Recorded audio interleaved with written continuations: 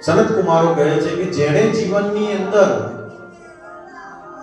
પાપ કર્મ સિવાય કોઈ કાર્ય નથી કરેલું, પાપ સિવાય કોઈ બીજું કામ ના હોય, અજન્મ માત્રમપી યેન શઠેન કિંચિત ચિત્તમ વિધાય હિ શુક શાસ્ત્ર કથાન પીતા ચાંડાલ વચ્ચ ખરવર બદદેન નીતમ મિથ્યા સ્વજન્ય જનની જનની દુઃખ ભાગ.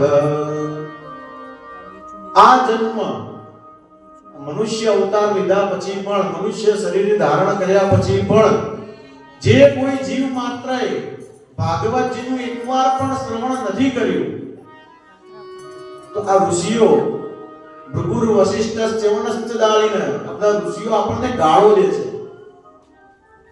ભાગવતજીમાં લખેલું છે ખરવદ ચાંડાલ,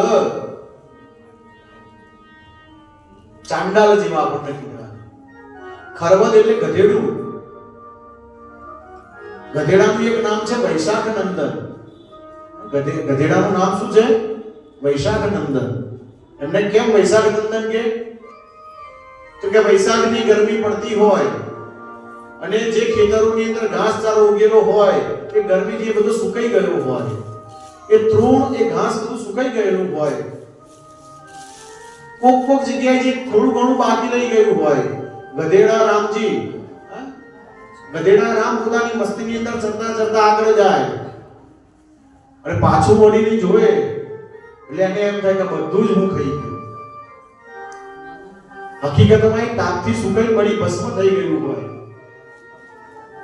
અને હોંચી કરીને ભોગવાની શરૂઆત કરે. મિથ્યા અભિમાનની અંદર જિંદગી જીવવી, એનું નામ ગધેડું. ચાંડાલ, એની આગળ કીધું કે જે જીવ માત્રએ મનુષ્ય અવતાર ધારણ કર્યા પછી પણ જેણે ભાગવતજીનું એકવાર પણ જો શ્રવણ નથી કર્યું, તો જનની દુઃખ ભાગા, પોતાની માતાને ખાલી ઉદરની પીડા આપવા માટે જેણે જન્મ લીધેલો છે, ફક્ત ને ફક્ત પોતાની માતાને દુઃખ આપ્યું, પ્રસવ પીડા આપી, બસ એના માટે જેનો જન્મ છે.